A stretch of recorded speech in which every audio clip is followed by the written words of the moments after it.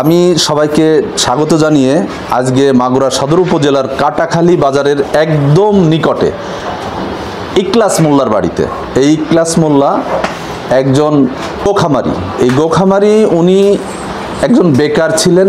এই বেকার যুবক নিজেকে স্বাবলম্বী করার জন্য খুব স্বল্প পুঁজি নিয়ে আজকে বিশাল খামারের মালিক।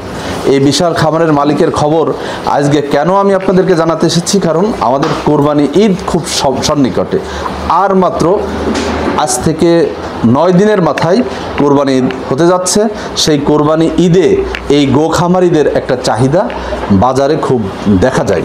আমরা এসেছি এই ইখলাস মোল্লার কাছে, যে ইখলাস মোল্লার আসলে এই খামারে এখন কতগুলো গরু আছে এবং তিনি কত টাকা পুঁজি নিয়ে ব্যবসা শুরু করেছিলেন, আর এই কোরবানিতে উনি কতগুলো গরু এবং কী মানের গরু বাজারজাত করবেন। আমরা একটু চলে যাচ্ছি। জি ইখলাস ভাই, আপনি কেমন আছেন? আচ্ছা, আলহামদুলিল্লাহ, আপনাদের তো খুব ভালোই আছে। ভালো আছি। তা আপনার এই খামারে এখন কতগুলো গরু আছে? আমার টোটাল গরু আছে 18টা। টোটাল 18টা। আপনি কত পিস গরু দিয়ে শুরু করেছিলেন? আমার প্রথমে খুব বাজে অবস্থার ভিতর ছিলাম, ব্যবসা বাণিজ্য লস করে আমি অনেকটা দুর্বল ছিলাম। পরে আমি বিভিন্ন জাতের লোন টোন করে আমার শ্বশুরবাড়ি থেকে 2টা গরু দেয়, সেই 2টা গরু আমি ছোটো বাছুর টাকার বিক্রি করি, সামান্য কিছু দামে বিক্রি। আমি 2টা গাই গরু কিনি, কিছু নেদায় ক্লোজ করে আমি গাই গরু কিনি। 2টা গাই গরুর মূল্য কত ছিল? এটা একটা গাই কিনেছিলাম আমি 30,000 টাকা দিয়ে, আর একটা গরু কিনেছিল বকন বাছুর 39,000 টাকা।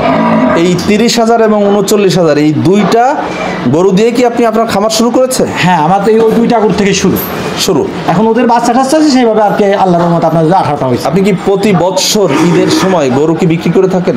হ্যাঁ, প্রতি বছরে বিক্রি করি, তবে এবার আমার 6টা গরু রানিং আছে বিক্রি করবো। এর আগে কম বিক্রি করেছে? এর আগে 2টা 3টা এভাবে গেছে। এইভাবে তো এখন 6টা। এই 6টা গরুর মানে কেমন মান মনে হচ্ছে আপনি যেটা মনে করেন? এখন আমার ধরে নিজেরটা আমি নিজে বলি, এই গরুটা যেটা আমার সামনে, এটা আমাদের 20 মনের উপর মাংস পাবেন।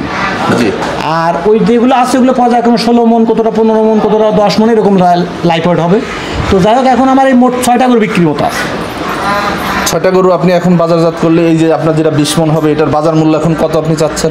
এখন আমি চাচ্ছি 6 লাখ টাকা। এখন আপনাদের ক্রেতাদের মুখের থেকে আসবে, আবার আমার কিছু ভাঙচুর করতে হবে, তার মধ্যে বাজার কত আসতে পারে আপনি ভাবছেন এটা? তো এখন এলাকা ভিত্তিক তো ওরকম দাম পাচ্ছি না। আমি ঢাকা যাওয়ার আশা করতেছি, আমার শনির একটা হাটে যাবো, আমাদের গাড়িটা ঠিক হয়েছে, শুক্রবারে গাড়ি লোড করবো। ও, আপনি এই মাগুরা থেকে ঢাকার হাটে নিয়ে যাবেন? জি জি যাই। তো অনেকে এর আগেও কি আপনি ঢাকার হাটে গরু নিয়ে বিক্রি করেছেন? আমি এর আগে যাইনি, প্লাস আমাকে অনেকে ভয় দেখাচ্ছে, দেশের অবস্থা ভালো না, প্লাস বাজার ভালো হয় না, বড় গরুর চাহিদা হয় না। আমার নিজের একটা মনের বল আছে যে আমি গরুগুলো তো আমি ওরকম কিনে ব্যবসা করতে যাচ্ছি না। আমার পালে পুষা, নিজের কাঁচা ঘাস, আমার বাগানে কলা আছে, সেই কলা ভেঙে গেলে জালি কলা খাওয়াইছি, ফ্রেশ খাবার দিই, স্বল্প মূল্যে আমার এই গরুগুলো তৈরি হয়েছে। তা আমি যাই বিক্রি করবো স্বল্প মূল্যে, আমি রিস্ক নেই, আমি যেন যাবো, আশা করছি ঢাকাতে বিক্রি করবো। আচ্ছা, আপনার কাছে এই যে এখন 2টা গরু দিয়ে ব্যবসা শুরু করলেন, জি, আজকে আপনার খামারে 18টা গরু, আপনার কাছে কেমন লাগছে বিষয়টা? ভাই, আপনি যত ব্যবসা যেই করেন, গরু পালনের উপর কোনো বাংলাদেশে কোনো ব্যবসায় নাই। এটার উপর ছোটো টাকা বড় করার কোনো অবস্থাতে কোনো সুযোগ নেই গরুর উপর। কারণ আমার ওই 2টা 39, 69 না, এখন আল্লাহ দিলে আপনার দোয়ায় এখানে 30 লাখ টাকার গরু আমি বিক্রি করতে পারবো। আর তো আমার গরু রানিং থেকে যাবে। এই 6টা শাড়ি আছে, এই 6টা গেলে আমি ওই পাশের থেকে 6টা বাছুর এই পাশে চলে আসবো। অর্থাৎ আপনি এই কোরবানি ঈদেই 30 লক্ষ টাকার গরু বিক্রি করবেন? আলহামদুলিল্লাহ, আপনাদের দোয়ায় বিক্রি করবো। এবং এরপরও আপনার এখানে আরও 12টা গরু থেকে যাবে? আরও 12টা গরু, সবগুলো ওইগুলো এই জায়গায় চলে আসবে। ওই 5টা গরু আছে, ওরা আবার বাচ্চা দেবে।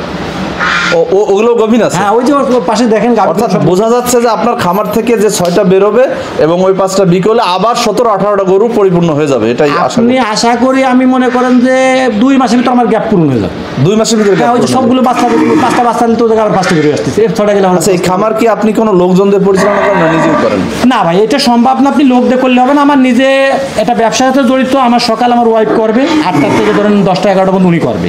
আর আমি বাইরে কাজ করে আসি, আমি সন্ধ্যা 8টার থেকে রাত 12টা পর্যন্ত আমি এর পিছনে থাকি। আমার লোক বাইরে কোনো লোক দিয়ে কাজ করে। টোটালে আমার যে খাবার, এই খাবার নিজে তৈরি করে। আমার কৃষি জমি আছে, জমিতে ঘাস কলা ওগুলো সব নিজে তৈরি। আচ্ছা, আপনি এই যে কৃষি, এই যে একজন গোখামারি, আপনি কৃষি কর্মকর্তা অথবা পশু সম্পদ যে আপনার অধিদপ্তর আছে সেখান থেকে, অথবা আপনার এই ভেটেরিনারি যে চিকিৎসক সরকারিভাবে যে পশু হাসপাতাল আছে সেখান থেকে কি কোনো সহায়তা পেয়ে থাকেন? না, আমি ধরেন এর আগের থেকেও করি। আমার 2015 সাল থেকে গরু আছে, 500টা করে পুষতাম। ওই সময় এত বড় রানিং ছিল না। তো ওই সময় জামাত থেকে অনেক ওই আপনার করোনার ভিতরে অনেক সহযোগিতা আছে, তো 10 টাকা আমরা পাইনি। আবার এখন যে আমার এত বড় একটা খামার মাগুরাতে আছে, কোনো বেটারে ডাক্তার কারো আমার দেখতে আসেনি। এটা আমার নিজের কায়দা, নিজের পরিশ্রম, নিজের খরচ করে, অর্থাৎ সরকারিভাবে আপনি কোনো রকম কোনো সুযোগ পাইনি আমি, এবং খোঁজও কেউ নেই। আজকে আপনাদের আমি পাইছি, এর আগে হয়তো আপনারা যে কোনো মাধ্যম দিয়ে আমাদের কাছে আসছেন, তাই দেখছেন, শুনে হয়তো আসছেন। তো এই আপনাদেরই প্রথম পালাম আমি বলে, আর এর আগে করে পাই, এটা আমাদের নিজের কাজে নিজের পথ। যাক, ইখলাস ভাই, আপনার জন্য শুভকামনা রইল। আমরা মোহনা টেলিভিশন থেকে এসেছি। আপনি যদি আমাদের এই ঈদকে সামনে রেখে আপনার এই খামার আমাদের মোহনা টেলিভিশনে প্রচার হবে, যদি কিছু বলার থাকে আপনি সেটা বলবেন। হ্যাঁ, আমি বলি কি ভাই, ধরেন আপনার ভাই হোক, আমার ভাই হোক, অনেক লোক আছে ঘুরে বেড়াচ্ছে বেকার, আর বেশিরভাগ যুবক ছেলেপেলে বর্তমান ফেসবুক নিয়ে ব্যস্ত, আর যে টিকটক না গেম খেলে। এটা আমি এদের পায়ে হাত দিয়ে অনুরোধ করি যে তোরা যে কোনো মূল্যে 2টা আড়িয়ে বাছুর যে কোনো কাদা ধার দিনা করে কর্জ করে ম্যানেজ করে তোরা পোষে, 1 বছর পর 100% সবাই স্বাবলম্বী হবে। আমাদের বাংলাদেশের কোনো জায়গায় ঘাস বাঁধা হয় না, এটা মরুভূমি অঞ্চল না। এখানে যদি গরু পুষে কেউ স্বাবলম্বী না করে, সে কোনো মানুষের আওতায় পড়ে না।